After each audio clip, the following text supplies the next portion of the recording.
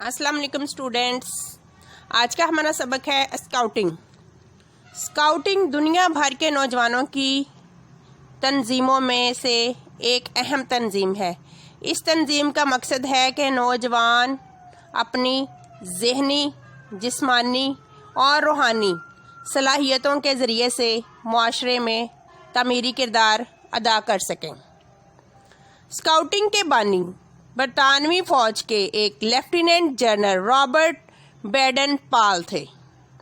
उन्होंने 1907 में बरसगीर बरतानिया में स्काउटिंग की बुनियाद रखी।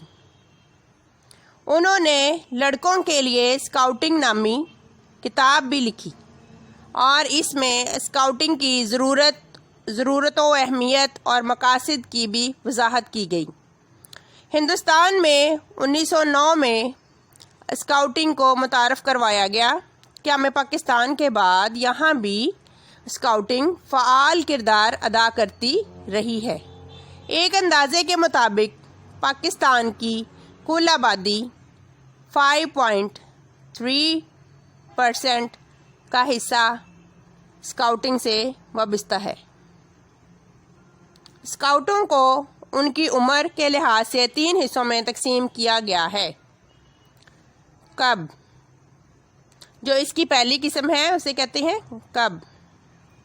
शाहीन स्काउट, इनकी उम्र 6 से 11 साल की होती है और इनकी अलामत बुलंद परवाज़ है। स्काउट या निगरान नंबर 2, इनकी उम्र 11 से 17 साल होती है और इनकी अलामत है अलमुस्ताद। नंबर 3 पे जो आते हैं वो है रोअर्स, गश्त करने वाले। इनकी उम्र 17 साल से 25 साल तक होती है और इनकी अलामत है खिदमत।